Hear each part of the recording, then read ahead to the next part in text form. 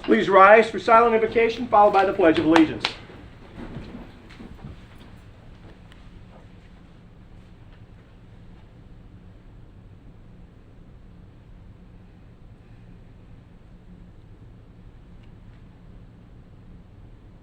Amen.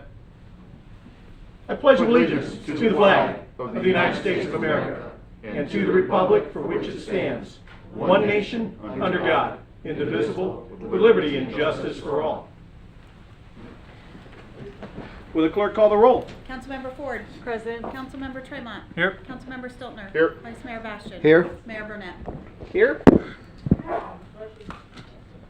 Well, first of all, everybody make sure your mics are closed, because I've been asked to do that by people who are watching at home. Secondly, I think Jake Johansson is the person we have to blame for being here tonight, but that's okay, I can live with that. Jake's made a decision that is in the best interest of him and his family, and we said last week how grateful we are for the last 5 years. He's with us till December 11th, but that leaves us with a couple of duties. One, we will need an interim city manager, and two, we will need a permanent city manager, and we are here tonight to discuss both of those things.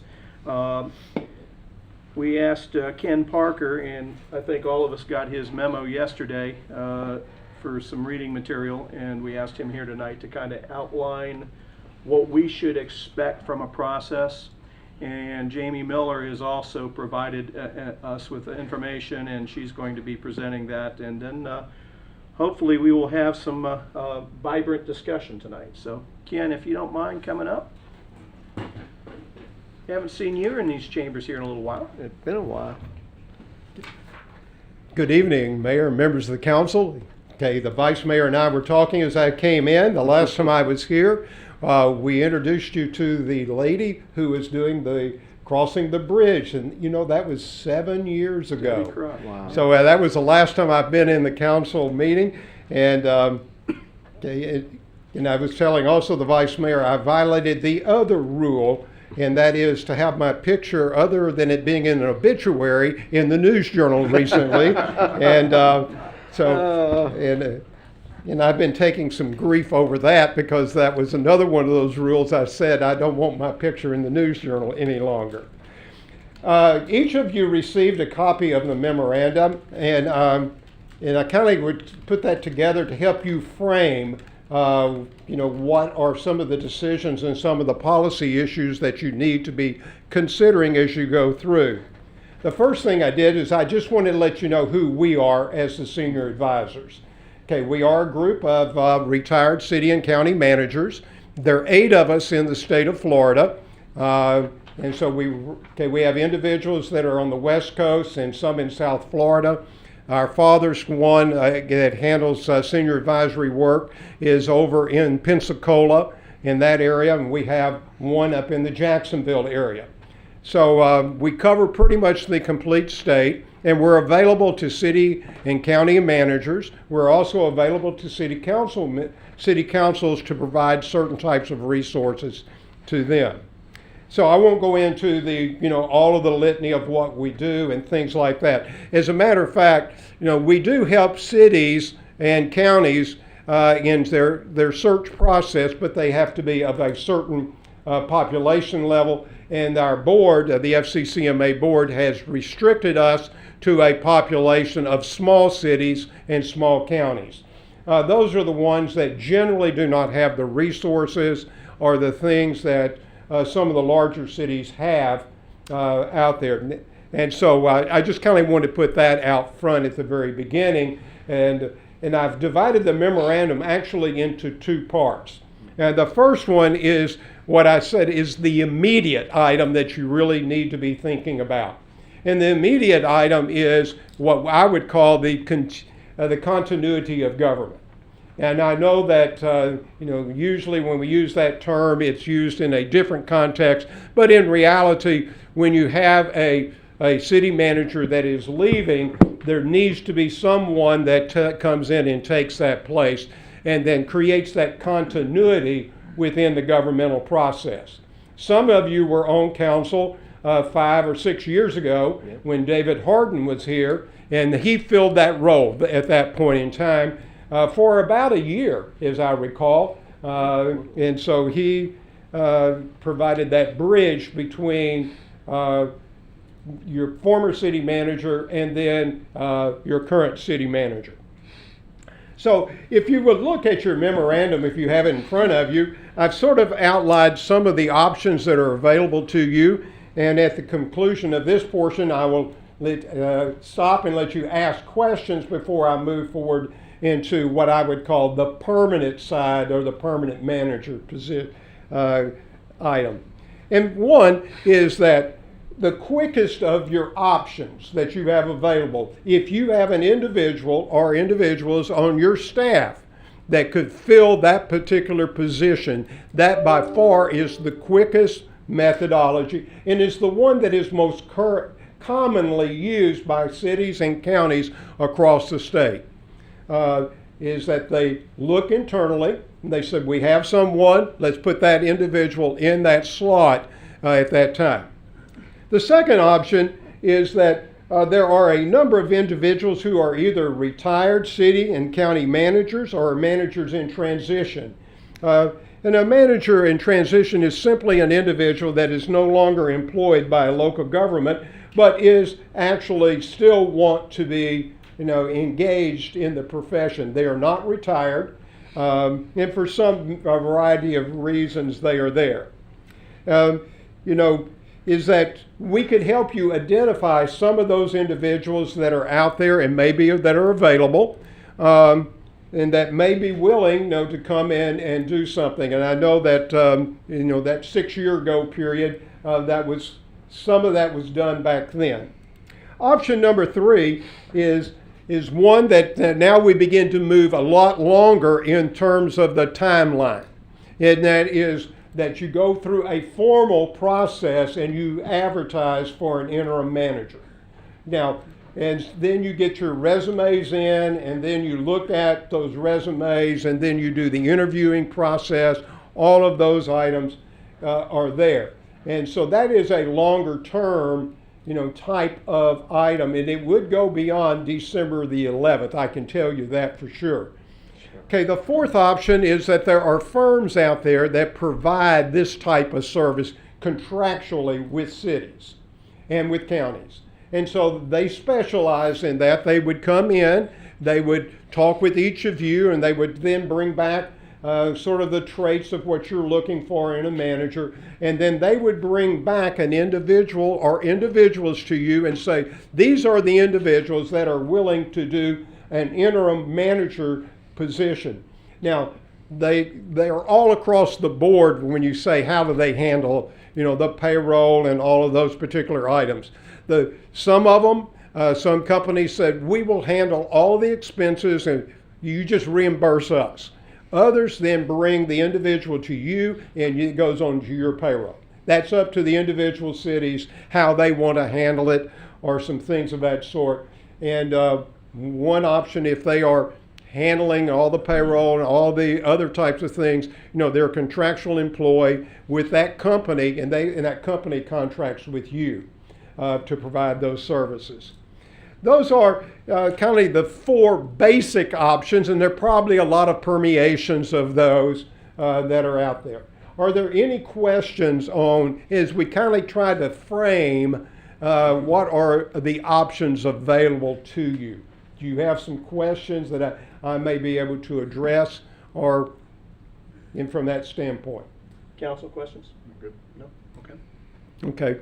The second portion of the memorandum really addresses, and by the way, I have kind of put some other policy questions together for you. But anyhow, the second one really kind of gives you your options that you have available in terms of moving forward long term. And that is in the replacement of the permanent manager. And of course, the very first one is, do you have somebody internally that you wish to hire as your permanent manager? Okay. And so that is an option that is available to you. And so I would not I'd be amiss if I didn't, put that out as one of your options.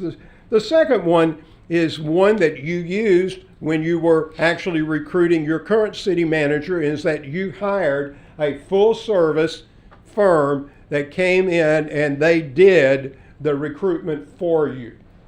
And so, and by the way, in Volusia County, we have 3 firms that that have representatives that for various of this type of firm that are in Volusia County. We have 2. One of them lives up in Daytona Beach. One of them lives in his corporate headquarters is in Daytona Beach Shores, and one of the firms is represented down, and that person lives down in Ponce Inlet. So, and I'm sort of surprised that you haven't already heard from some of them. I'm sorry, kid, let me just, if you could touch on that. Has your organization ranked or rated any of those 3, or do you guys not do that? We do not do that because we feel like that is the responsibility of the elected bodies, and that is something that we do not feel comfortable in doing. We do have a whole list of firms that do this type of work. And basically in Florida, if you're looking in Florida, you're going to get, there's probably 5 firms that work the state of Florida. Now there are more out there, but they're generally, what I'm seeing from across the state, there generally are 5 firms that you would see proposals from. And because 4 of them have individuals that live in Florida, and one of the firms is based out of Georgia, so they're close. So you're saying 3 of the firms, the heads or the executive, they all 3 live in Volusia County? They have representatives, Representatives, okay. and one of them's corporate base is in the Shores. I got you. Okay, thank you. Now, he may not formally say that his corporate base is in Daytona Beach Shores because he used to be out of South Florida, I got it. but he lives in a condo over in the beach side. Okay. There are a lot of people, I don't know, I've always said that it seems like in government, the further away someone comes from, the smarter they must be when it comes to hiring consultants. And I really would like to be able to break that mold, because there is a lot of talent locally. And if there's somebody locally that understands the nature of this community, it would be nice if somebody like that could help us shepherd us through this process. These individuals, by the way, when I'm talking about them, they are nationwide search firms. They are not just individuals that work in Central Florida or things like that. And they specialize in local government recruiting. That's what they do. That's their job. Good to have options. Okay. So then the final option that I outlined is one that we have seen some cities do, and that is they handle the recruitment inside. And from that standpoint, I just need to kind of put the sort of the asterisk out there from your standpoint. Please understand, it is very time consuming. I can tell you from my standpoint, and when I'm working with a city, and we are partners, we're colleagues, we're not consultants when I'm out working, is that a typical staff will probably spend 50 to 60 hours just in the upfront portion of preparation of documents and items like that. So please understand, if you decide to do it internally, please understand your staff is going to be extremely, it's going to be time consuming. And I'd just be amiss not to tell you that up front. Okay, because they would be working to develop the profiles, they would be developing all of the advertising material, they would be putting all of the information out and everything. A full service firm works with your staff, but they pretty much do all of that front end work on your behalf. They also, your full service firms also handle all your background work, all of those types of items. And I did put in here, later on I'll talk about that, and it's one of the items that I have found just, since I've been helping cities do this, is that the background work is essential. It used to be that you could trust the resumes, or you could do this, and you could, all of those items. today that is not the case. And so the background work is essential. And it's actually more important today to go even deeper than we used to go in doing the simple background work. And it's really at that next level that you really need to be looking at. You need to be thinking about what is on the social media, what is out there, what are they saying, how are they, all of the types of things. And we also recommend, when I'm working with a city, as one of their, not a consultant, but their colleague, I always tell them, okay, spend time looking at their personnel files where they are currently employed or have been most recently employed. If those are available, be sure you look at them, because you can find out an awful lot by just looking at their personnel files. Would these firms do that? Do they dig that deep? Do they get into credit reports and criminal and all those things? My understanding is they do. Okay. Now, you may have to, talk with them about how deep that you want to go and some things of that sort. But I think most of them have now moved to the higher level, Okay. in much in the same way that you would want a police officer to look like. They don't go quite, to some of those things that you would have Yeah. in your police and fire applications, but they do go to a different level, and that's what we're recommending to any of the individuals we're working with, is that don't do the basics, go beyond. And we've That's heard the something we horror wanna- stories. We'd want to spell that out in our RFP so they Sure. understand that, Yeah. our expectation of them out front, I Okay. would think. Okay, let me give you an example. Okay, we had a city just not long ago, it's not recently, but not long ago, who thought they had found the perfect candidate. They brought that individual in, they did a tentative job offer, and only to find out that he was involved with pornography. But they had already made the announcement and all of that, and they had to come back as an embarrassment and withdraw that. Pull it back. Matter of fact, he had married a pornography star. So that's an example of why you need to know more than just what you would find in the superficial. And that's one of those good examples that we would, and that's kind of what we have found in recommending to our bodies to go beyond. By the way, there are firms that do those types of background work, and what we have found that there's somewhere you can figure about $2,500 to $3,000 if you're doing them independently.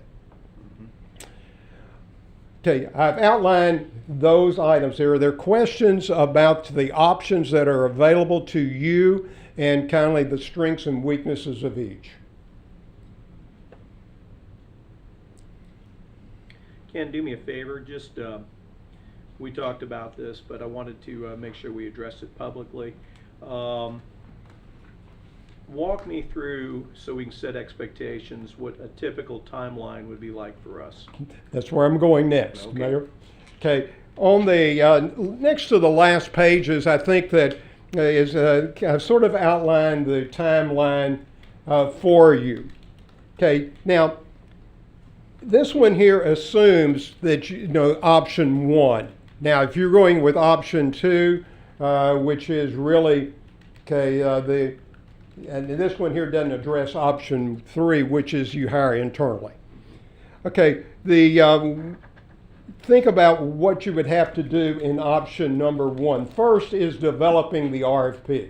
Now, there are RFPs out there. You may still have the one that you used a few years ago that could be modified and some things of that sort. The city of Daytona Beach has just gone out on one, and you may be able to pull theirs in and look at their RFP and then modify it to how you want to do it.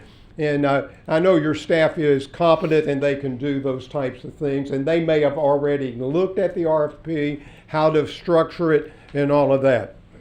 Okay, and as I recall from your purchasing ordinance, probably the fastest you could do it was about 15 days. And y'all may correct me back there, but it may be a little bit longer, but there are some other advertising. And what I would suggest that you do is that I can provide your staff, if they don't already have it, a listing of these firms that handle this type of executive search. So this assumes that that you're going to advertise about a 3 or 4 week period, or if it, depending upon getting it ready, getting it out, getting it advertised, setting a closing date, all of that. So that's going to put you right at probably the 2nd week or 3rd week in December. Then you're going to want to interview these individuals, the firms. And so, if you begin to look at that timeline, that more than likely the decision that you're going to make, unless you want to meet during the week between Christmas and New Year or something like that, is that you're probably going to be into the month of January before you get into the interviewing process. And then the selections process, and normally it takes, they're going to do a questionnaire with you, and they're going to meet with you, and they're going to do a lot of groundwork with you and trying to get that. And normally that's about a two-week period or 3-week period or so forth. So, by the end of January, early February, you may be actually into the process where you can advertise. Okay, so I just kind of want to build you some, sometimes these firms can move quicker, sometimes it may take a little longer, but I'm just trying to, set it in place. And then if you advertise, let's think about the advertising. So the advertising normally is about a 4-week period. And I'll tell you what you can expect. Okay, and this is what, based upon cities I've worked in and some other things, other people I've talked to. The first grouping of applicants that you will receive will generally be outside the state of Florida. They will generally be individuals that may be unemployed right at this point in time. They generally may be individuals that, saw your salary range and said, boy, I'd sure like to do that. And so there's going to be this whole group that's going to come in at the front side of your process.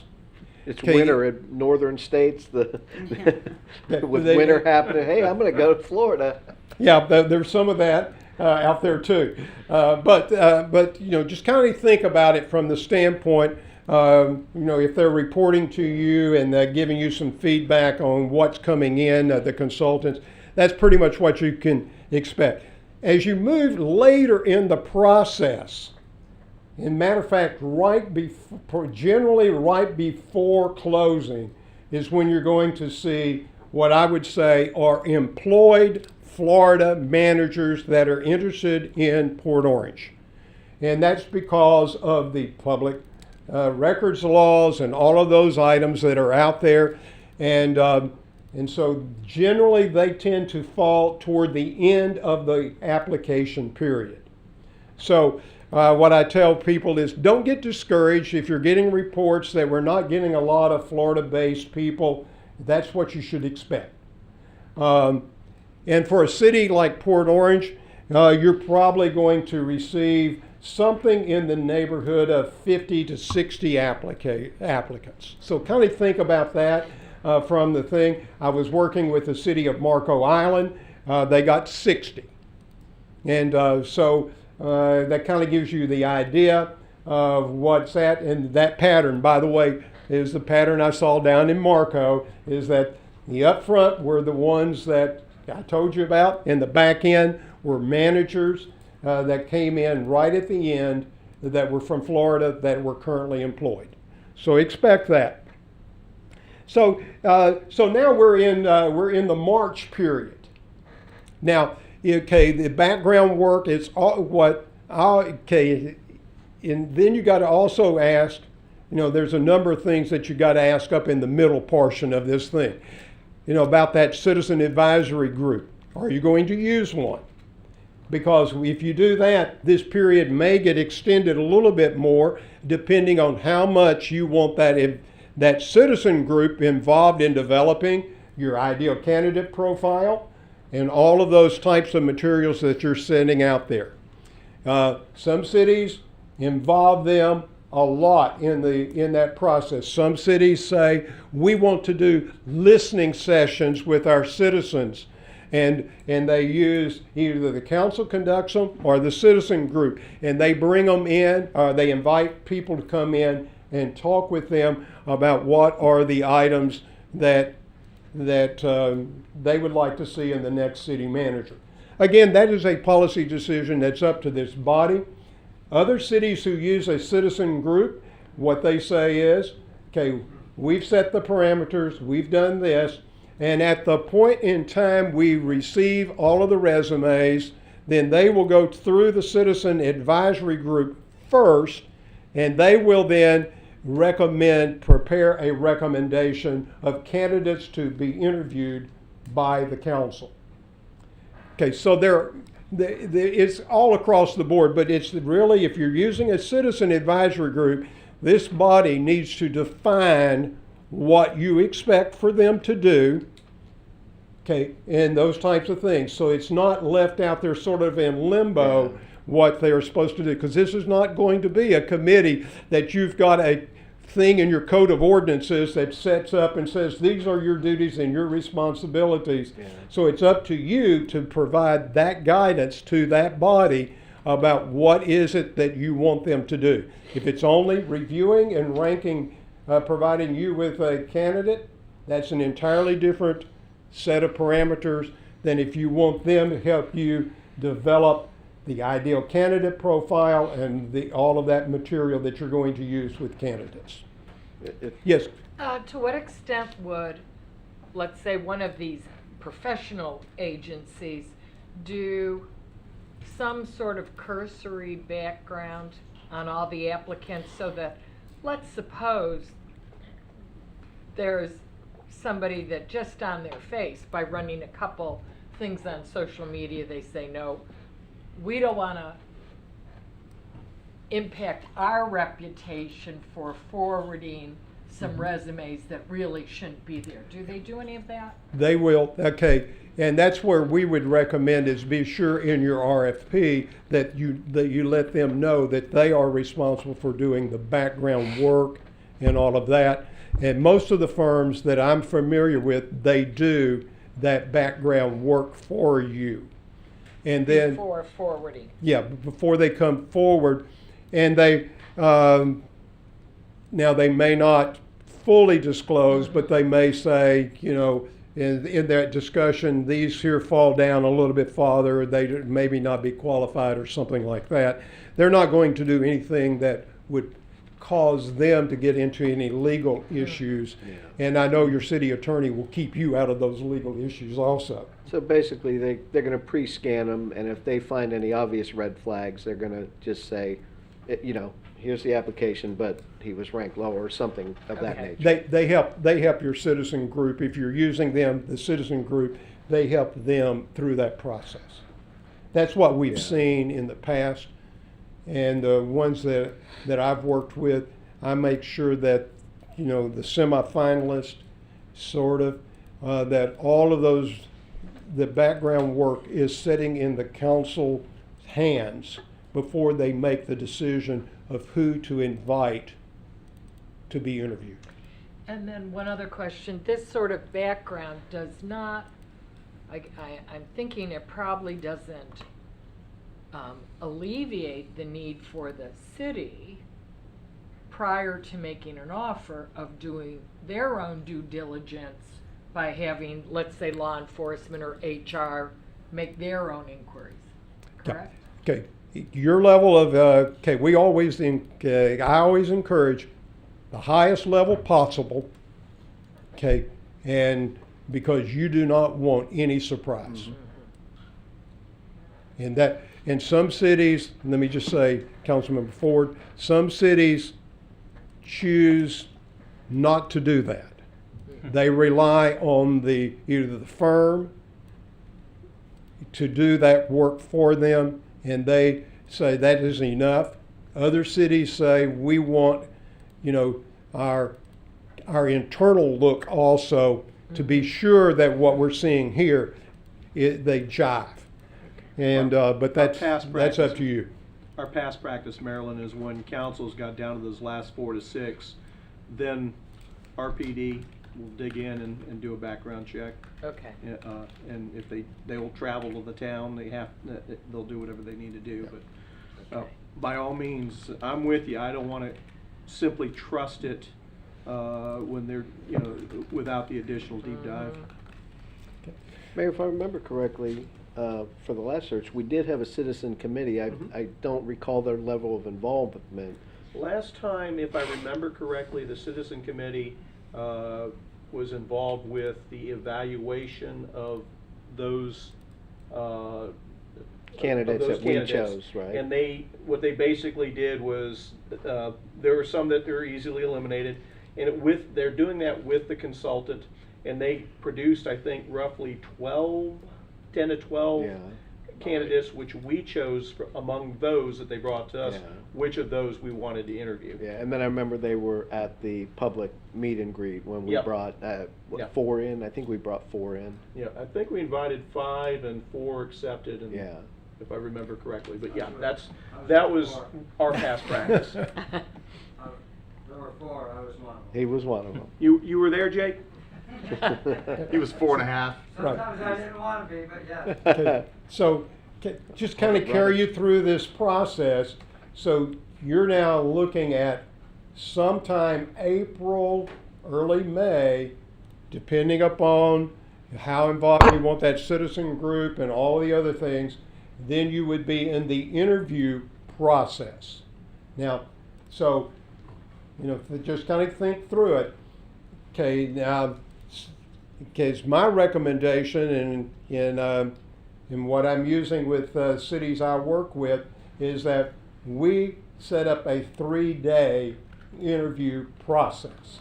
And I think that, and more than likely, that's what you used here last time. Okay, the first day is an arrival day, and it actually then moves, it moves all of the candidates come in, they get to tour the city, they get to talk with the department heads and all of those items. Okay, the second day is the one-on-one interviews with individual council members.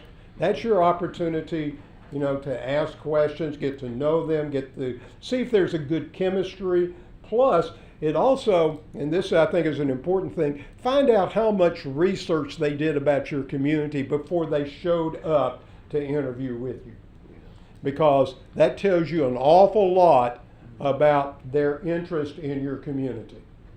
If they have just a very cursory view, or some of the questions that you're asking shows they haven't done any research about your community, probably is a good indication that they are just job shopping and maybe not necessarily a good marriage for you. I'm not saying they won't be, but it is probably a good indication. Then generally on the evening of that second day, and some do it on the evening of the first day, but most of them do it the second day, is that there is some type of community gathering. Now, the COVID may alter that a little bit and all of that, but normally this gives you an opportunity to see how they interact with the community. And to me, that's important too, is do they interact well? Okay, or do they just seem to revolve around and they got the quote perceived decision makers, and those are the ones they focus on. Ken, when during that time, the tour and the meeting with the department heads and that community gathering, they're all together? All the candidates are doing that together? Okay. The very first, the meeting with the department heads and all that, generally they are paired up with a department head and they tour the city and they do some things like that. Some cities do take them all together. That's I'm sort not a of real fan of cumbersome, but they do. Now, in the community side, is that is all of them are there, and generally, when I say they're all there, it is they're meeting the community and all of the types of things, and the community is going to give you some feedback on what they saw and what they did. Now, some cities bring a candidate in one at a time. And so So, you know, that extends that period of what you're doing, but I have seen where cities only do that. Most of the cities that I'm familiar with, they bring them all in, they do their thing and their interviews on that one thing. By the way, normally then the third day is the public interview session. And generally that is, each candidate is allocated approximately 1 hour, and you generally build in about an hour and 15 minutes into the schedule, and it's an all-day affair. And so the reason you build in that extra 15 minutes is because you got transitional periods, you got to make telephone calls, you've got things that you are needing to do also during a day like that, and it kind of gives you some break and things of that sort. At the conclusion, then that's when the question is, are you ready? And then that's a question, and it could be a yes, we're ready right now, or it may be, well, I want to think about it, and some things like that. And there's no wrong answer. The reason why a lot of councils want to do it right then is the people are there. And then you can get it moving forward. So what you're looking at is potentially late April, early May, making some type of job offer. Now, as I said in the memorandum, some of the search firms may be able to move this up a little bit, or it may fall back a little bit. Okay, then you get into the issue, is the person employed? If they're not employed, or they're ready to begin the job immediately, that solves that issue. Okay, but if they're employed, most managers' contracts have a notice provision. Most of the times it's a 60-day notice provision. Some are even as long as 90, but most are 60. And because that other city that they're coming from wants to have a transition in an orderly manner also. And so just kind of think about from that standpoint is, so if you're in that late April, May period, 1st of May period in making a hiring decision, you would be bringing this individual, they would physically be on board around the 1st of July, like I said. So I kind of want to build you a conservative calendar so that you would kind of have a great understanding that if it happens quicker, then you can say, well, Ken's wrong. But I'd rather be on the conservative side and say, this is pretty much what you can expect on a timeline. Any questions about the timeline? How do we make it so that we get this done by January, you said? Okay, So- that's option 3. That's Hire option internal. 12C. I knew he'd have an answer. Yeah, so just a couple of thoughts and things maybe you can answer. On a typical basis, year-round, a state like Florida, how many city manager openings will there be at any one given time? I know you said Marco Island just filled one, but Okay. What are we Usually competing right against? after elections, we have several. a number. Okay. Okay, right now in Volusia So by County, January, we're you've gonna got have- 2 open right now in Volusia County. You've got 1 up in Flagler open right now. Okay. Okay, and so that just kind of, just kind of think about it. Just in this particular area, there are 3. Okay. And we are, and I'll be working with 2 of those. So it could be a pretty competitive time. Well, generally, this is a period of time, and that you will see those beginning. Some of those changes will happen.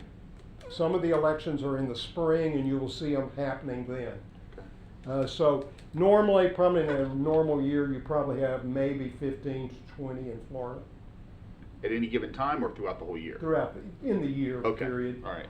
And then, so the last time we went through this, one of the things that I recall, I'm not sure at what point, maybe it would have been like in the final 12, but it seemed like the firm had really kind of narrowed in on candidates that had been in top 3s and top 5s for a lot of other cities. It almost seemed to be quite a bit of consistency there. Is that what, do the firms typically like take those candidates, and once they get to those levels and they realize cities are really seeing them maybe at a different level, so to speak, for lack of a better word, then they kind of continue to push those candidates forward? I have not seen that, Councilmember Okay. Stiltner. Now, I know from my ethical standpoint, we will tell the council up front, we will not make any recommendation on any candidate. Well, what I'm saying is like, so let's say the firm brings forth 12, the top 12 that they find. How do we know that they're bringing forth the best 12 for Port Orange versus they brought 11 of the last 12 that Marco Island had plus one more? You know what I'm saying? Just kind of a moving up the list kind of a type of a deal. Well, you have to trust your firm. Okay. You really do. And what I find, okay, here's what a typical national search firm will do. Okay, is that after they've worked with you to develop your profile and develop your candidate, what you said, this is my ideal candidate. They will normally go through not just the general advertisement process, but they will pick up the phone and they will begin calling individuals that they know that are thinking about leaving their current position or they have left their current position, and they will say to that individual, okay, your toolkit appears to meet what this city is looking for. Got it. And that's how they normally do it. Okay. And so they reach out to individuals that may be why you say it seems like that they're maybe doing some of that, but they have encouraged people to apply based upon what you've told them you want. Okay. Are they only reaching out to those that they know are looking to leave, or are they looking at? No, they will reach out. So there's actually two parts of it. There's actually probably more than two, but the first part is that the general advertisement out there. The second part is they know, potentially know of individuals that may be looking to move. So that's that group. Then there's that third group of individuals that they look at your profile. These people have no intention of moving or anything else, and they'll pick up the phone and they'll call them or they'll contact them and say, this looks like something that is within your skill set or maybe something you would like to consider. So they do a lot of outreach and they do, a lot of things out there. Plus they will put out a general note to managers that they know, and they say, do you know of anybody? Also, so there's that whole wide range of things. And that's what I've done with some of the ones that I've worked with. I know of individuals, and I'll put out a general note to individuals and say, you might want to consider this city, and go to their website, look at what they're advertising for, and some things of that sort. So that's what you can expect from your national firms, is that they don't just rely on the advertisement in ICMA or the advertisement in FCCMA. They try to broaden their net in order to get you the best quality candidates across the board. It may be more than 12. And that's what they hope, is that they can give you something. When you look at the quality of your candidates, you would say, boy, this is a great pool of candidates. And so they work that pool Gotcha. on your behalf. And Okay, can I join in and say something real quick? Good. I would yell it, but, so, when I started applying 5 years ago, ICMA was the clearinghouse. There's a job center there, and you can look at every city manager job. And once I got in the position, you can ask Cindy, I get solicitations from every search firm about, we want you, and if we can't have you, do you know somebody? I thought Cindy was supposed to make sure you never got there. She does, but Okay. I check my junk mail every once in a while. So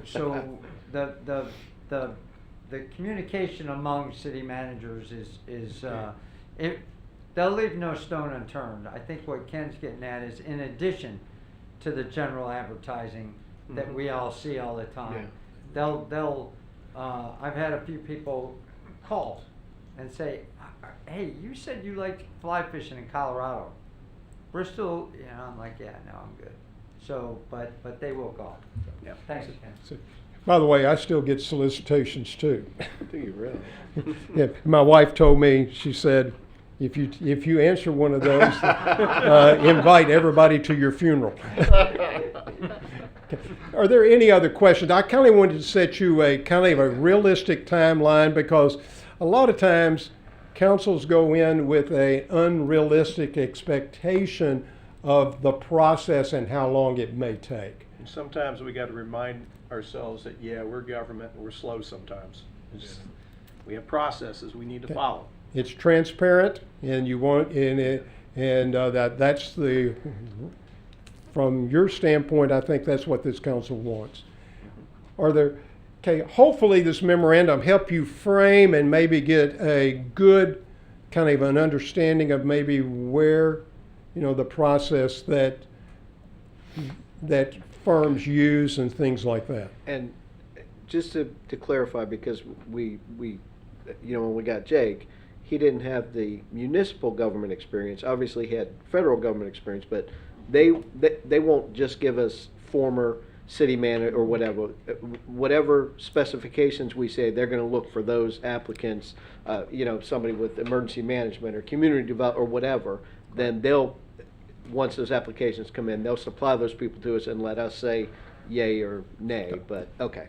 Ultimately, this council has the right to, you will get the full, See every the full application. grouping.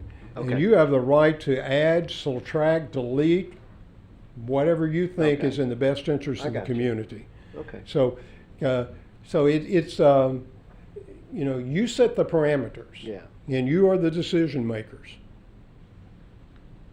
I just want to frame the evening for the council. I wanted to hear from Ken. Yeah. Make sure we got all our questions answered. We're going to hear from Jamie, and then after we get that information, we're going to have two decisions to make. One, we're going to have that discussion, and we will have public input. The first discussion about the interim city manager, what we want to do, and then after that, we're going to have a general discussion and maybe even some form of tentative decision about approaching how we want to approach the permanent job. So that's kind of how I want to approach the evening. So does anybody have any more questions up here for Ken? Thank you, my friend. Thank you for Thank you. allowing me to come in. We and appreciate it. And I've enjoyed it. And if, Mayor, do you need me to stay as a resource? I'll be glad to. If you don't mind, maybe if I'll be a glad question to. comes up or something. Can't hurt. Yeah. Okay. Thank you, Ken. You're familiar with the room, maybe just not from that angle.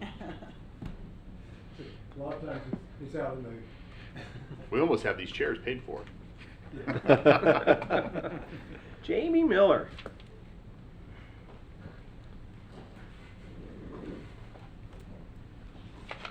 Mayor and Council, good evening. Jamie Miller, Administrative Services. First, I want to start by saying thank you to Mr. Ken Parker for coming in today. He's actually covered most of what I wanted to make sure we get an opportunity to discuss today, so you shouldn't have to hear much from me tonight. All shucks. So the first item, as you guys are aware, thank you, is that you guys are going to be discussing what you're going to be doing regarding your interim position. That's been outlined for you, your options. As far as some recruitment options, he's indicated that the ICMA or FCCMA Senior Advisor Program will not be available to us as a formal recruitment option, but we're very fortunate to have his advice here tonight. So then you have some decisions whether we want to go with an executive search firm. I did ask the purchasing department to do a preliminary search of some recent contracts to get an idea of how much that does possibly run us. And you can see that estimate there versus doing an in-house recruitment. I've also gathered some very preliminary market data. This is very early in this discussion to provide this information, but the point of tonight is just to get you guys' wheels turning.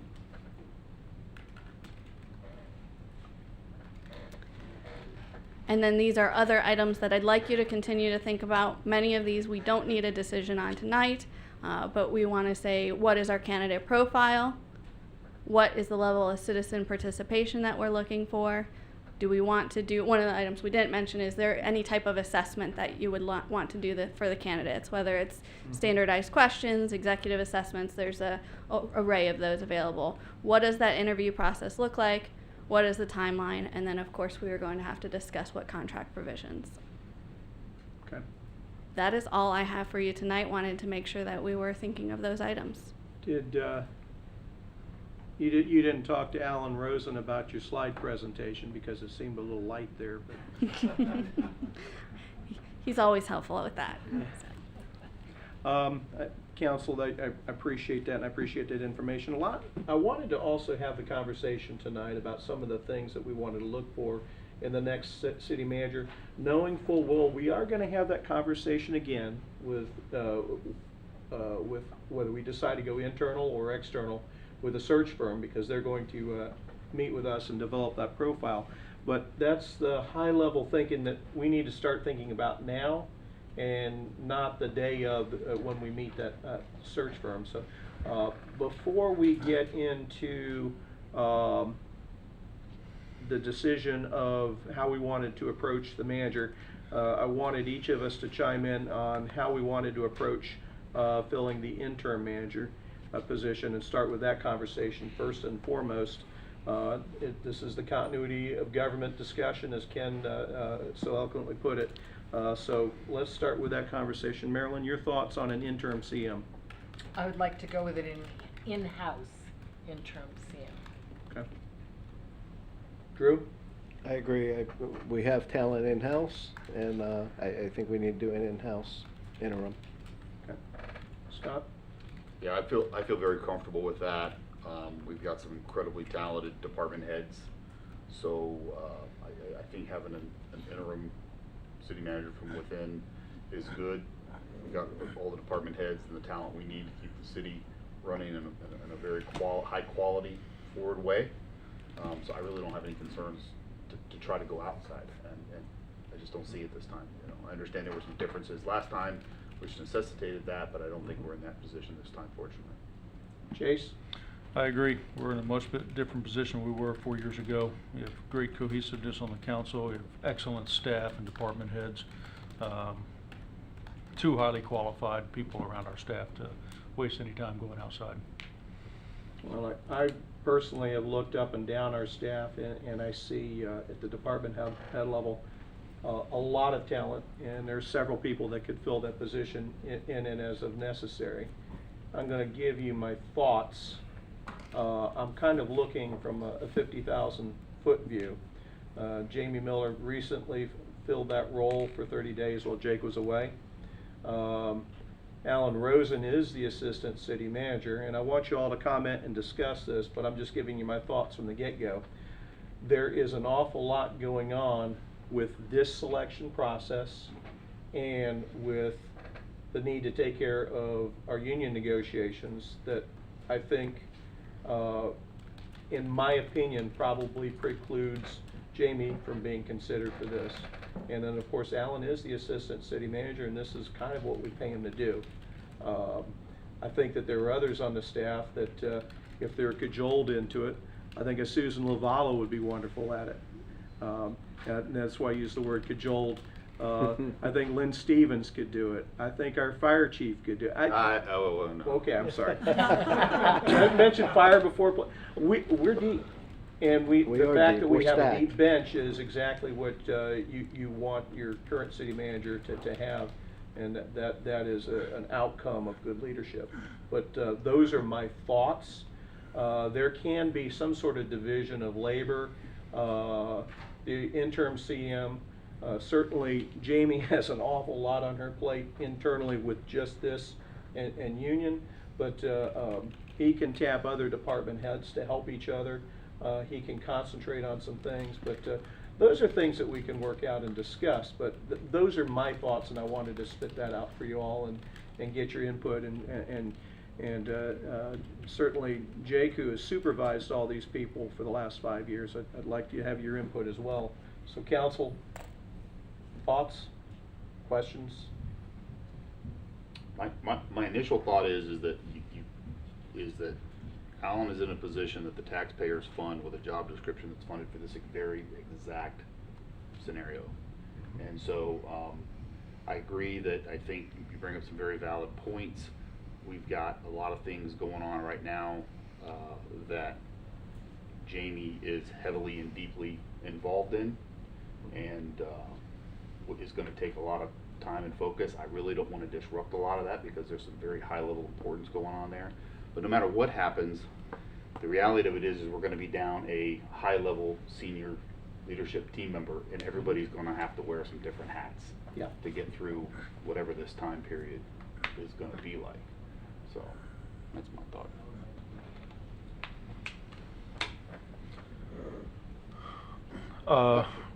It's an interesting conversation to have because you feel like you can speak for one, you speak against another. That's not the situation here. I don't think anybody is speaking in that tone anyway.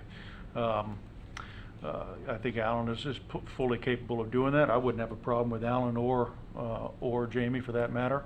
I look at the cohesiveness of our last 30 days. I think Jamie's done a terrific job. I don't think she'll have nearly as much on her plate. I think a lot of that depends on how we're going to go about looking for the permanent city manager. If we hire an outside firm, then they're the ones that do all the work. So There's a lot of legwork. I'm sure there is. I'm sure we have an excellent staff all across the board, though. But I'm interested in hearing Jake's comments. I echo what you all said. I want to make sure it was said, but I think every department head can fill in for 6, 8, 10 months if they need to. There are some departments that are more at risk due to their current depth. Dr. Niels has been a city manager before, but as we know, finance is not deep right now, and we don't struggle, but we're keeping our head above water. But I think losing him and the leadership there would probably be detrimental. You are right, Alan's the assistant, and he's done it before, and I put Jamie in there as well to give you another option should that option ever arise, and yet here we are, and it already has. Each person that I've mentioned has their strengths in leadership, has their weakness in their leadership. You picked me. I had some strengths and weaknesses as well. So when they sit in the seat, they'll start picking up on their weaknesses and surround themselves with the people that are strong, right? I was weak in economic development. I surrounded myself with Wayne Clark, who promptly left me high and dry. But then, then I surrounded myself with Tim Berman, who Wayne got jealous and came back, but then he left again. Now he's back again. But I learned a lot from them and a bunch of other economic development people in the past few years, and we've come a long way as well in that front. So I think anybody that you put in the seat will do an equally impressive job. I think if you have the time and the energy, and I can do this on your behalf, but instead of having for an interim, instead of having a citizen committee, maybe we do a quick survey with the staff and see what the staff who they'd like to lead them. I don't know. I'd be surprised, but don't give them names to choose from. Say, hey, who would you like? You never know. It might be. You mean might for be. the Yeah, for just the to see. for the Just to see. full-time? Okay. Probably be Susan. I know it'd be She's the Susan. fun boss. I know it'd be So, Susan. She's got the fun department. But yeah, that anybody can do it in the department head, assistant city manager job for a short period of time, and some of them for longer. Ken mentioned the long-term aspect of it. One of the things that you get benefit from is in the interim, as the interim person, you get to see that person operate.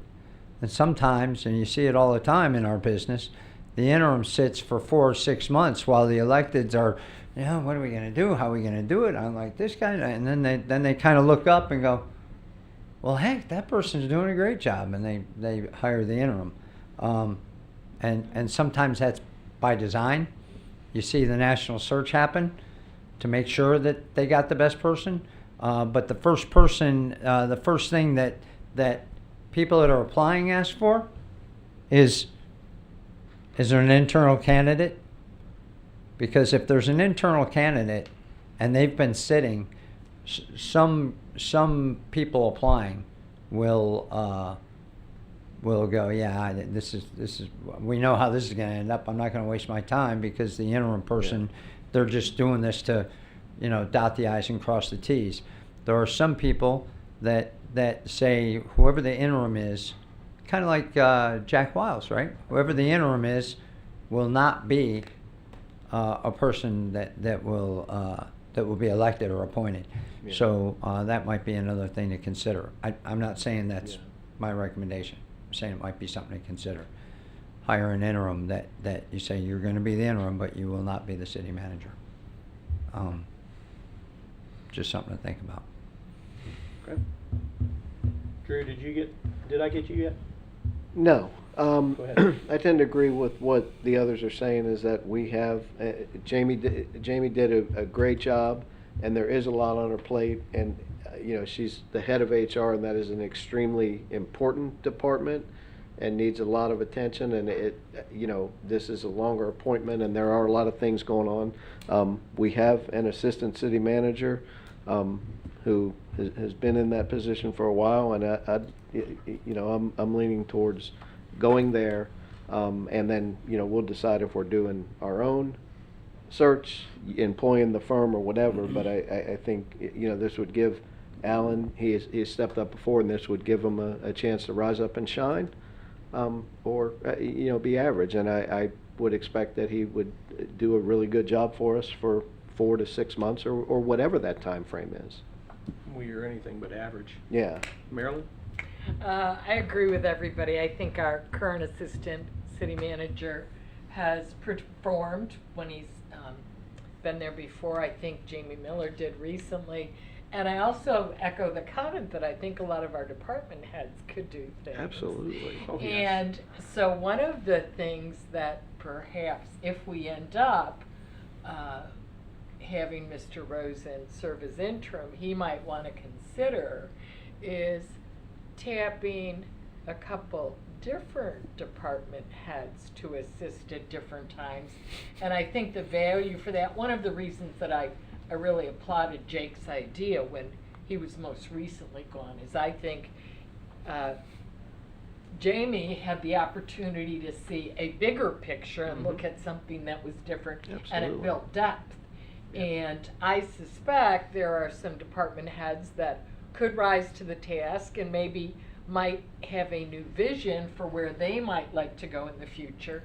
And it would also build depth, because there's no guarantee that, well, if Alan were to be the interim, that he might not be stolen away by somebody Right. else. That's And true. then we're in a That's true. situation where we have department heads that can ably perform, but they feel like, gee, I wish I had had a little more opportunity to be in the driver's seat. So I think it's win-win all the way around. It's our job, it's my job, and you've seen this the past 5 years, is to build leaders, right? Absolutely. And the one thing, what are you most proud of? Riverwalk, what are you most proud of? The Bob Ford, what are you most proud? I think I'm most proud of the depth that you all have talked about. Anybody can step up into that spot. You should be proud And of that. and having some assistance, like Marilyn said, is a great idea. I think that works out great. And oh, by the way, they all, one of the kind of the evaluation, what do I evaluate you on? Playing well in the sandbox. They all collaborate to get the job done. So you're not going to go wrong with whoever you pick. You just got to figure out who you can afford to miss or lose in the departments. And some departments we have tremendous depth, and some we're a little skosh on right now, This is where we getting gotta better. Take the 10,000 foot But view. Yeah. but and I've talked to both the public works and the public utilities department head. She's also capable. Both of them are? Both of them. Without the schizophrenia. Right. Before we move on with this decision, I'd like to hear from the public. Anybody want to speak to our decision about an interim city manager? This would be the time. Anybody. There being none, it comes back to council. I would entertain a motion or a course of action. I'll make the motion to appoint Alan Rosen as our interim city manager. I will second. Marilyn, you can give it to Marilyn. Okay, we have a motion from Chase Tremont, a second from Marilyn Ford to appoint Alan Rosen as the interim city manager effective December 11th. That was the motion. That is a motion. Proudly. We have a motion, a second. Call the roll. Councilmember Ford. Yes. Councilmember Tremont. Yes. Councilmember Stiltner. Yes. Vice Mayor Bastian. Yes. Mayor Burnett. Yes, that would be 5-0. Where's Alan? Is he hiding in the corner? Come Get on. up here. Come on up. Get up here.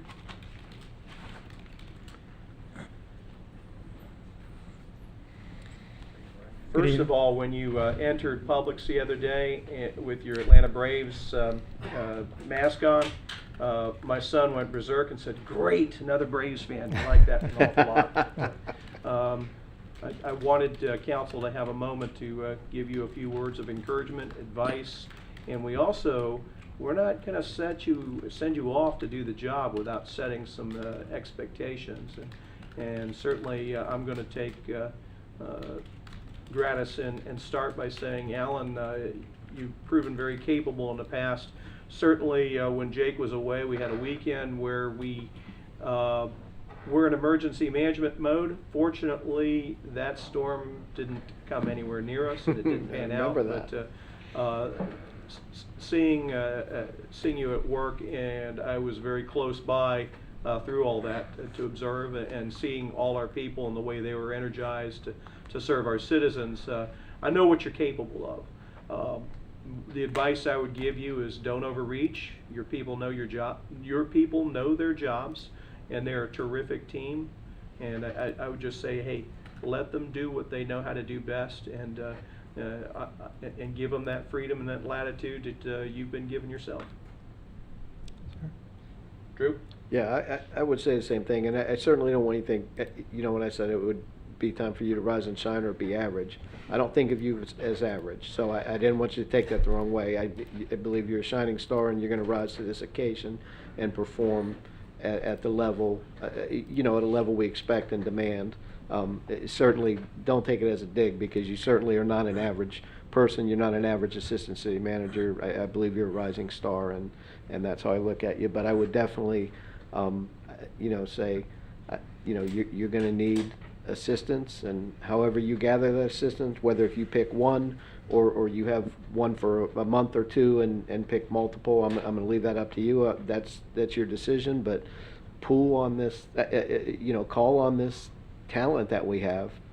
If you have an issue, call on the talent we have and get it solved. I think that's we're in a good position leadership wise, and I feel get that experience and that talent from anybody that can give it to you. Marilyn? In corrections, we have a saying, keep it in the middle of the road. And it doesn't mean be middling. It means keep us out of the ditches. Yeah. So that's my only expectation. There you go. Scott? I like middle of the road. I'm all about that. Except that you can't drive down the middle, you get pulled over. But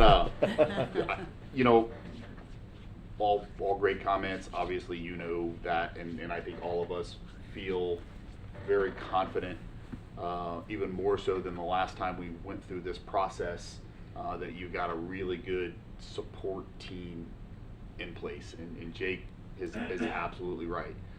Part of the number one job of that city manager will always be to build the leaders behind them, to work with and have that just constant flow of good leadership. And so you've got some super, super strong department heads and senior leadership team members.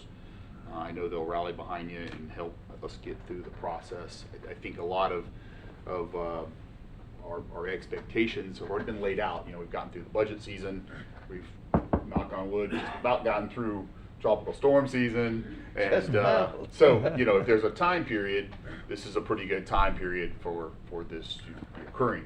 But that doesn't mean, just as we know in city government, something's coming up tomorrow, right? So yeah, I've got the confidence in you and the staff to collectively, this is not about one particular person. This is about everybody in the city to do their job, stay in their lane, middle of the road, do their jobs in the role, and we'll get through the process, and then we'll figure out what the future holds for the full-time position. So, but Chase? No, I don't have any advice for you. If I thought I had to give you advice, I wouldn't have made a motion. So I think you're well suited and you're well prepared, and you know, frankly, you and I have had more dialogue than I've had with anybody in the city throughout, and you've always been extremely responsive. So you know, I guess if I have to put something out, I'll say be tough but fair. So I'll be looking forward to your leadership and working with you. Speaking as 1/5 of your boss, you just went from 1 to 5 of us. Yeah. So, what's on your mind? Well, did you ever see the movie Office Space? It's like having 5 bosses.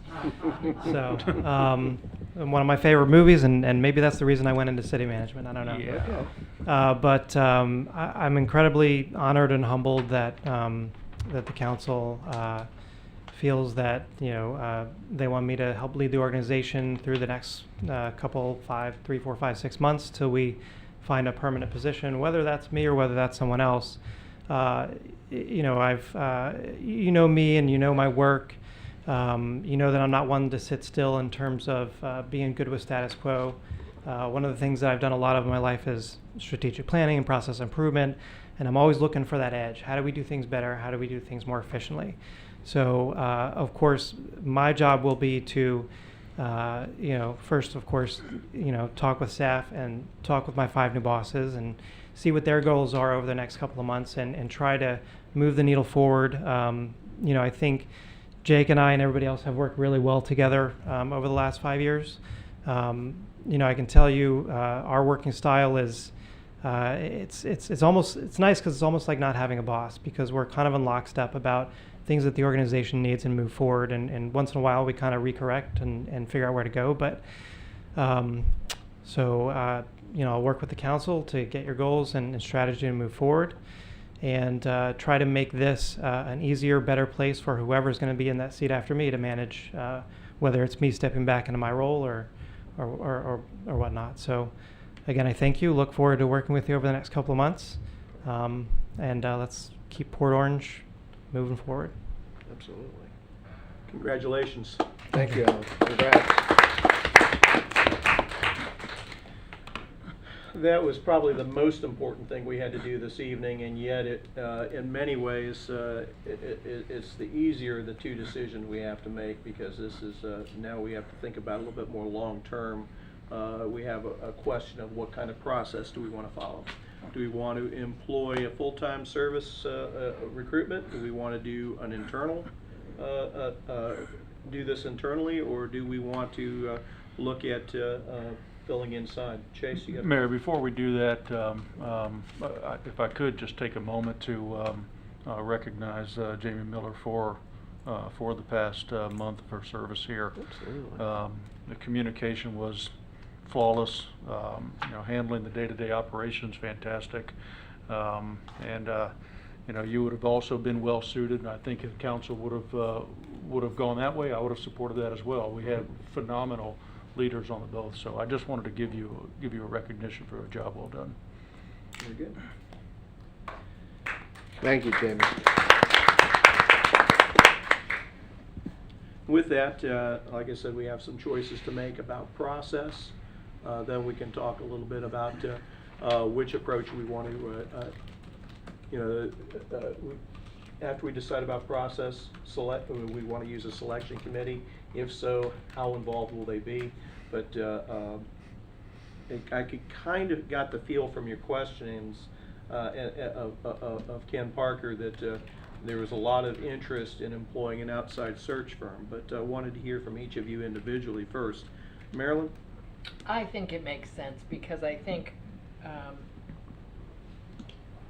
I don't doubt the capacity of HR and the administrative services manager to do that, but I think with all the other things going on in the city, it'd be better to just hire somebody from outside. Okay. Drew? Yeah, I was kind of leaning towards us doing it, and then after talking with Mr. Parker and his presentation, I think it would behoove us to perhaps get that outside firm.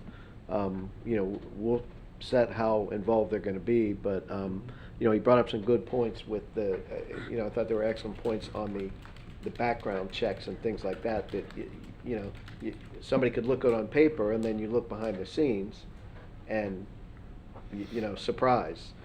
So we want to avoid that, but I think we should lean towards and move it forward as quickly as possible, but the right way, and get the right firm, and set the parameters, and go that route. Scott? Yeah, that's similar to my thoughts. I definitely think we need to go with a firm. I just want to just say and try to reflect back that even though we're going to use a firm, or perhaps that somebody on staff, which likely and typically is usually your HR person, is still going to be extremely heavily involved. Yeah. So, in my mind, they're already as critically important as the firm itself, because that's our direct nexus to the firm, and they're going to be really, really involved. So it's not like, if we go with a firm, we alleviate a lot of work and countless hours off of Jamie and her team. So that's really not going to happen. I just want to comment that I definitely think we should go with a firm, but I also think that we should try to be aggressive with the process. Too often these things get just drug out week after week after week after week. So one of the things I'm going to look forward to in a firm is somebody who wants Port Orange's business and is ready to get to work. And everywhere we can trim and save a little bit of time, I'm going to encourage us to do that. We want to try to do everything possible to try to get somebody in that full-time role by May-ish. Because when we start getting into that budget cycle, we all know Port Orange is a little bit different than the rest of the world, right, Jake? Would you agree? Can I get a second? So, I really think we need to try to use that as our timeline. And so, getting some guidance from a firm, like Ken mentioned and Jake brought up, they know where a lot of the best talent is, and they're going to be proactively reaching out to them on top of the advertising and all those things. Yeah. The one thing that the business world, by the way, is finding with great success from this whole COVID thing is through the power of using technology and Zooms and things like that, the pace is picking up tremendously. So that will be a lot different this time than what we had last time. Now, once we get into our final groups, I'm not willing to Zoom those folks. They're going to have to come visit and all that kind of stuff. But at least maybe that first, few phases of things, maybe things will pick up, and there will be some opportunity to shave off a week here and a week there and kind of push that timeline. But yeah, I'm all for. I think we should hire a firm. We should procrastinate that. We need a firm who is if they're overextended and they don't have the staff, we need to know that and move on to the next. But we need one of these firms who's ready to come to workforce, and hopefully with some of the local contacts that we have, that maybe that'll help push us a little bit in a preference for what's going on around the country. But those are just my thoughts with that. Chase? Yeah, I agree with all the comments made. Certainly would like to use a firm, and a local firm at that. I mean, I'm a pretty sentimental guy, as a lot of us up here are. There's something about, I want somebody that knows us and is not just looking to mark off a bunch of check marks on a piece of paper. I like someone that sees the unmeasurable intangibles that fit what we are, that you can't put on paper. Yeah, I'd like to see a process, but I also would like to see us paying very close attention in-house as well. I frankly want the highest level of investigation possible on these folks. I think we heard I think I heard maybe Ken say earlier that, sometimes we don't go in, I might be wrong, but maybe they don't go into as depth as they will a police officer. Well, I want them going deeper.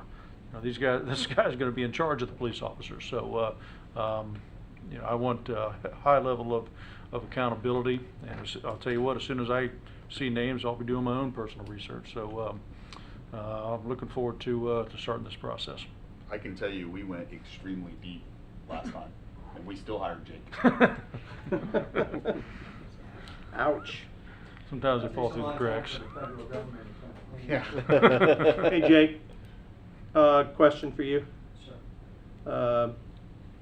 and your Administrative Services Director probably has the answer. It seems like council has a consensus that we want to put out an RFP and get an outside search firm in place.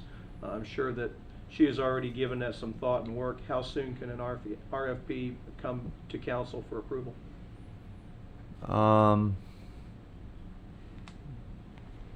2 weeks? 2 weeks?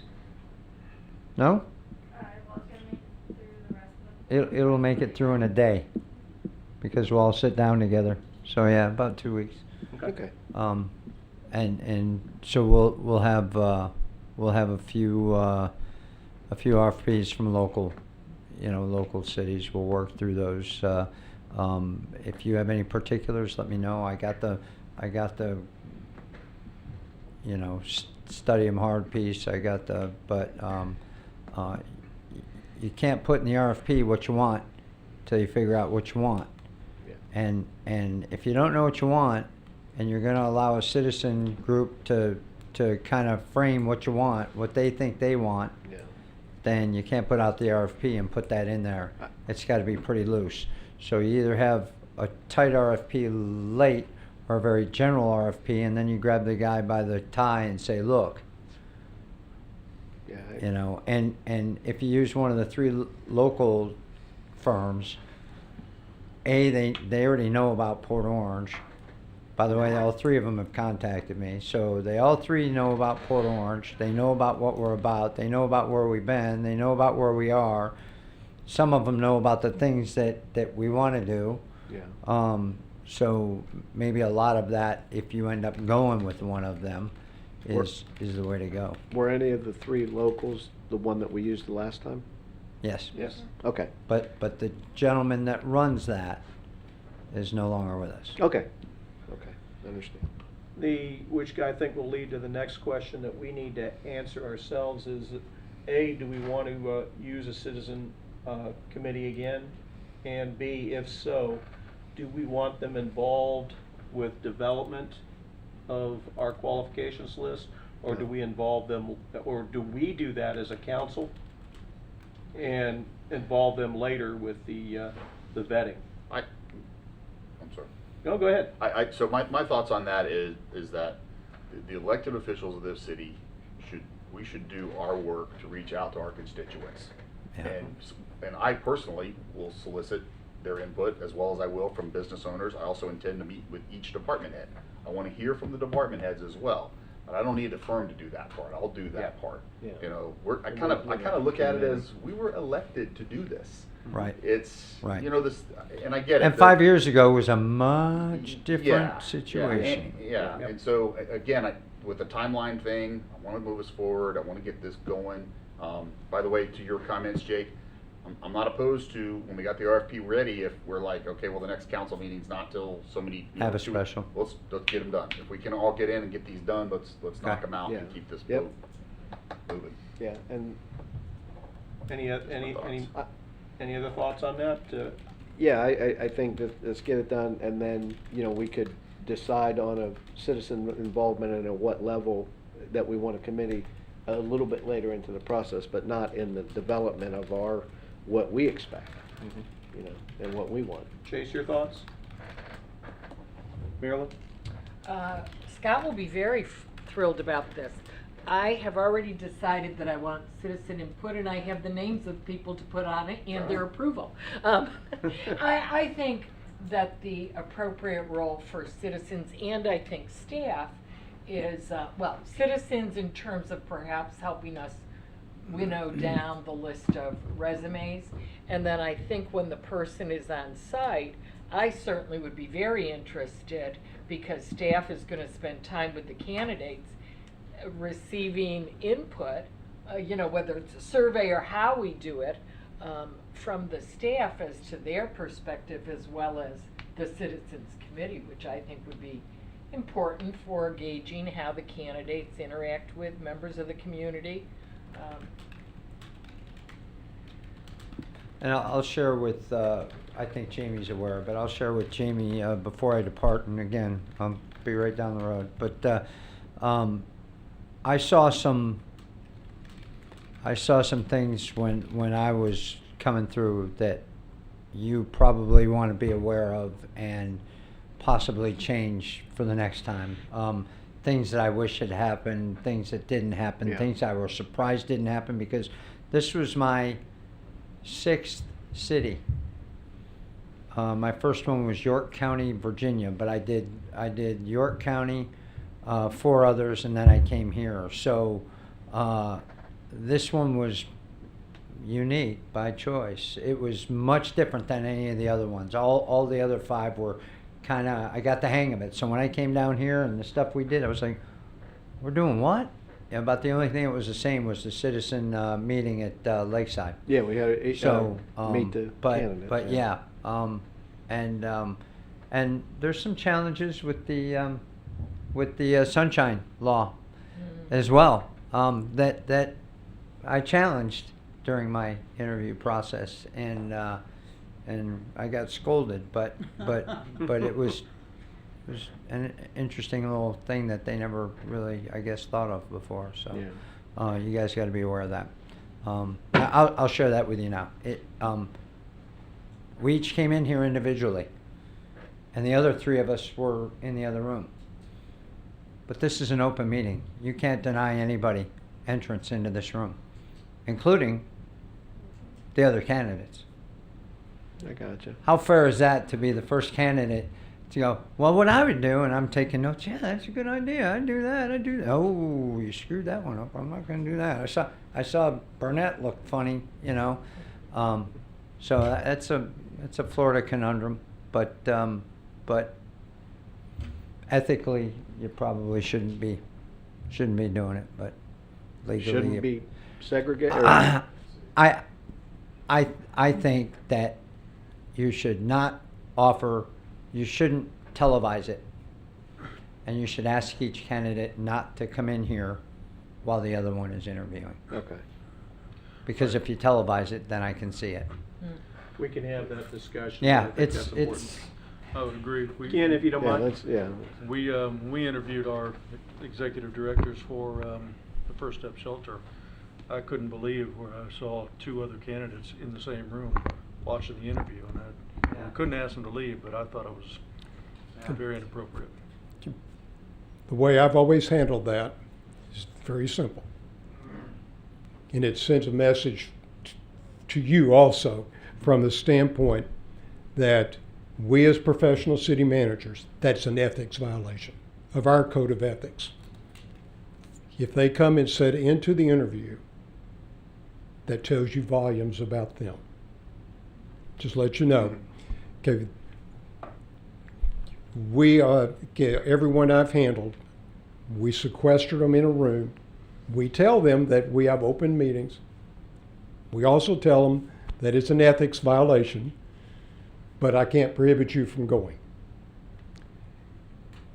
I've never had a candidate walk out of that room and go into a city council meeting. Okay, so that's Once the way we the handle it. parameter has set. I got, okay. So Yeah, we set and it so that and I way think and- that is the important thing, is to set the expectations at the beginning, Yeah. and that nothing is piped into the room or anything else. And I agree with you on that. No secret earpieces, none of that. Okay. Why don't we hear from the public before we proceed any further? Does anyone here care to speak to the selection process decision that we have to make? There being none, I think from a consensus standpoint, council, we're giving staff the instruction to prepare an RFP. We're also going to ask them to help define some of the parameters. We have a resolution to adopt. We don't have to do that now, but I think our expectation is that we're going to adopt a similar resolution the way we did before with the use of the Citizens Committee.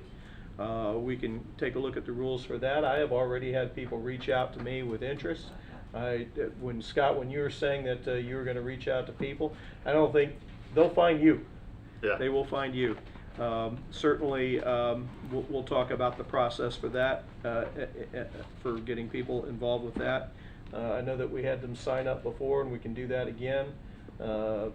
it will be an embarrassment of riches if I have any indication of the community that we have and the people and the interest it'll draw. But I think that by consensus, we've given staff plenty to do. And if I want to go around in case that isn't the case, and I also want to make sure everybody has a chance, another bite at the apple for any other comments or things that we want to discuss. Let's start with you, Chase.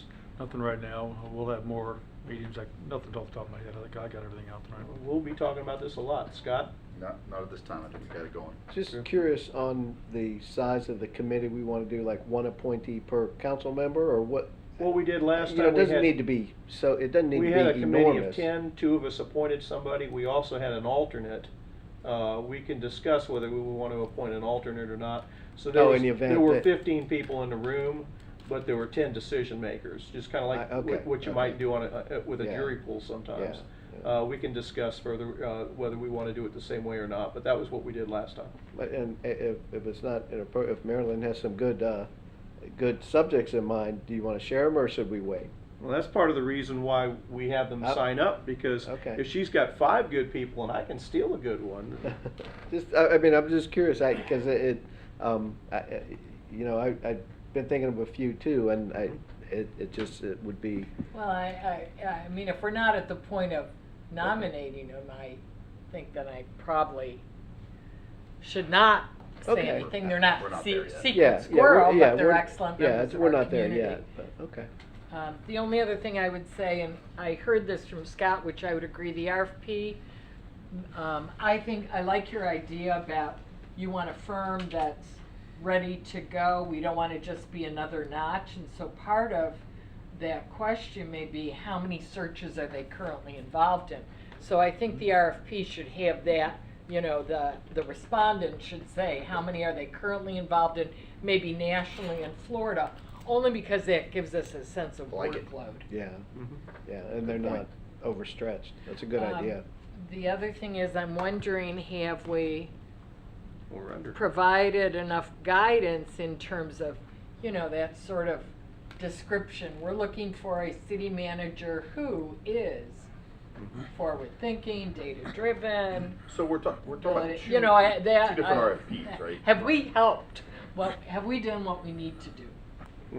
So- That would be too. something we would do with The firm. that firm, is develop our candidate. But I don't Yeah. think it's wrong to talk about some of those things tonight.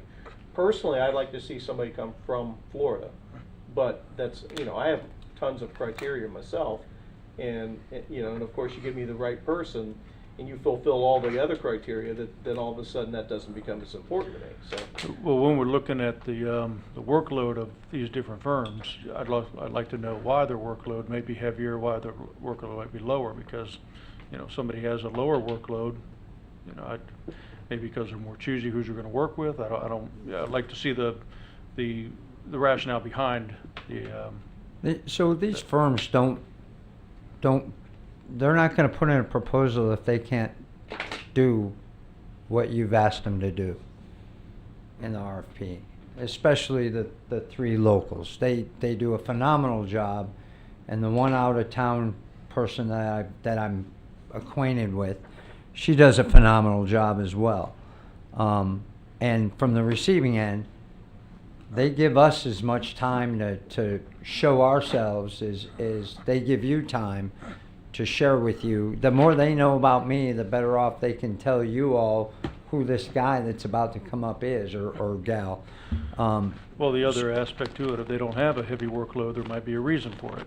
So, but they're not going to tell you that. I know. I don't have a heavy workload because I'm not really good at my job. And oh, by the way, the ones that I think that are going to apply, that their credentials and their testimonials will be, you'll be happy with the CBA and Associates and Mercer Group and GovHR and all those people. There's Yeah, I some think those some are- tier 2 people, but I don't think they're going to When show we up to the interview, game. You'll be able to get a sense for those things, because we will be able to interview them. And I'll share with you this, that Florida does have some intricacies that it's good to have a Florida person, but if there's one thing this city doesn't have, and as a citizen I'll say something about, is we don't have a lot of diversity. So if you really want to close yourselves in, you might as well just hire somebody from Port Orange. Don't close your mind to anybody outside Florida. There are a lot of people. By the way, there's a guy in California that used to be from Florida, but he's out in California, and he might want to come back. So don't close your mind to don't limit yourselves until the end, and then you can limit yourselves. Come to think of it, I said the same thing last time, and I hired you. I was coming to Florida anyhow. I would have been a Florida guy anyhow. There you go. Any other thoughts, questions, concerns? I think that we beat this horse pretty well tonight. Alan, congratulations one more time. I just want to remind everybody, tomorrow is Veterans Day. We do have a Veterans Day ceremony scheduled for 10 a.m. tomorrow morning. If the weather is not appropriate to do it outdoors, we do have a contingency to do it at the Lakeside Community Center. But whether you attend that Veterans Day ceremony or not, many of us operate on social media. Many of us go out. We talk to people. Thank a vet. Thank the people who have made all of this possible. Thank the people who have given us the freedom for being able to have us here tonight to have this discussion that centers around their community. So let's remember that as well. Mayor, a quick editorial note there. If it is indoors, it will be limited to, I think, 50 people. So It absolutely should be. Yep. Thank you. Nothing else comes before us this evening. Everybody, thank you very much and have a good night.